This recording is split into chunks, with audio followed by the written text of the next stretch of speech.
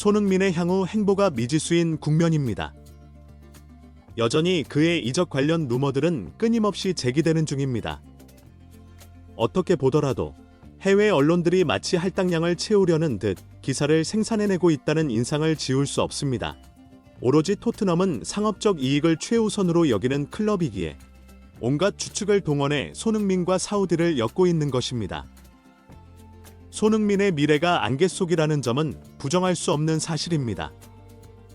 토트넘의 행보를 예측하기 어려운 만큼 경영진 차원에서 손흥민 매각 카드를 고려할 것이라는 관측 역시 충분히 나올 수 있다고 생각합니다. 그리고 새롭게 지휘봉을 잡은 토마스 프랭크 감독 또한 뚜렷한 비전이나 계획 없이는 이처럼 리스크가 큰 클럽을 맡을 리가 만무하죠.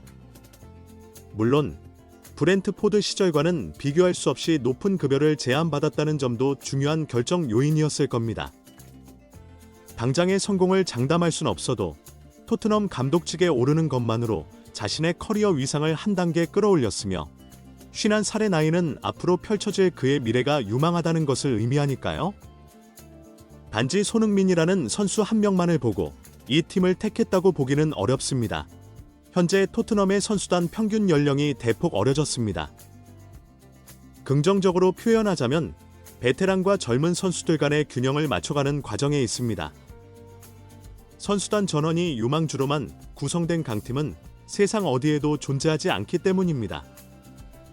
손흥민을 제외하고 계산했을 때 토트넘의 핵심 선수진 평균 나이는 약 24세에 불과합니다. 심지어 토트넘의 스쿼드는 평균 23세 이하의 선수들로도 팀 구성이 가능할 정도입니다.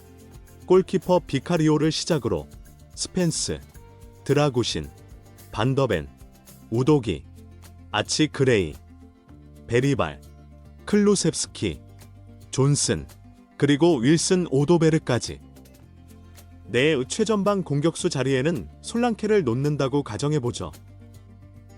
팀 구성이 가능하다는 의미이지 이것이 곧바로 막강한 경쟁력을 의미하는 것은 아닙니다.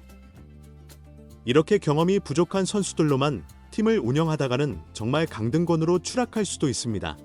토트넘은 다가올 시즌에 상당한 야망을 드러낼 것이 분명합니다. 직전 시즌 17위에 머물렀던 팀이 다음 시즌에 순위를 10계단 이상 끌어올린 사례가 있었을까요? 네, 그런데 10계단 상승으로는 부족합니다. 탑 6로는 챔피언스리그 진출이 보장되지 않으므로 최소 5위권 진입을 노려야 합니다. 그렇다면 12계단을 도약해야 한다는 계산이 나오는데 실제 사례를 찾아봤습니다.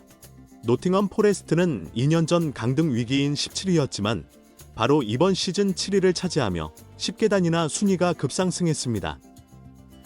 사실 시즌 막판 집중력이 조금만 더 좋았다면 13계단 상승도 꿈은 아니었죠. 2018에서 19 시즌의 울버햄튼 역시 좋은 예시가 될 수 있습니다. 일부 리그로 승격한 첫 해에 곧바로 7위에 오르는 센세이션을 일으킨 바 있습니다. 이재성 선수가 뛰고 있는 마인츠 또한 비슷한 사례입니다. 지난 시즌만 해도 강등권과 승점 2점 차이로 위태로운 상황이었지만 막판 2연승으로 13위를 기록했고 올 시즌에는 6위로 시즌을 마치며 유로파 리그 티켓을 획득했습니다. 이처럼 스포츠의 세계에서는 언제나 각본 없는 드라마가 펼쳐집니다. 토트넘의 지난 시즌 성적이 17위였다고 해서 프랭크 감독 체제에서 순위를 약간만 끌어올려도 성공이라고 평가할 수는 없습니다. 다음 시즌의 최저 목표치 역시 챔피언스리그 진출권 확보가 되어야만 합니다. 토트넘이 17위라는 충격적인 성적표를 받았지만 선수단은 나름의 이유가 있었다고 여기며 리그 순위의 아픔을 뒤로하고 유로파 리그 우승의 기쁨만을 간직하려는 모습입니다. 반면 토트넘의 전 감독이었던 레드넵은 비판적인 목소리를 냈습니다. 17위는 도무지 이해할 수 없는 성적이며 명백히 감독의 책임인데 선수들이 그를 옹호하는 모습이 연기하는 것 같다고 일침을 가했죠. 그런데 토트넘의 17위가 과연 그토록 충격적인 결과였는지에 대해서는 저도 확신이 서지 않습니다. 시즌 전체를 놓고 보면 엔지 감독이 리그의 중요성을 강조하긴 했으나 실제 경기에서는 주전급 선수들과 기량 차이가 큰 선수들을 기용하는 경우가 잦았고 수비 라인의 짜임새가 매우 허술했기에 예견된 결과이기도 했습니다. 네, 반더벤과 로메로가 함께 뛰는 수비 라인과는 완전히 다른 팀이었죠. 문제는 엔지 감독이 자신의 전술적 철학을 지나치게 고수한 것이 패착이었습니다. 가용 전력이 약화되고 선수 구성원의 특성이 바뀌었다면 그에 맞춰 유연하게 전술을 수정해야 했습니다. 하지만 그는 평범한 피지컬의 수비수에게 패스 능력과 조율 능력을 겸비한 세계 최고 리그의 주전 센터백과 동일한 역할을 요구했으니 더 이상 설명이 필요 없겠죠. 심지어 나이가 지긋한 저비용 멀티플레이어와 경험이 전무한 어린 멀티플레이어를 유럽에서 가장 빠른 왼발 센터백이 뛸 때와 똑같은 방식으로 활용하려 했으니 팀이 제대로 돌아갈 리가 없었습니다. 결국 토트넘 보드즈는 유연성을 갖춘 감독을 데려왔습니다. 이 과정 역시 수많은 시행착오의 연속이었습니다.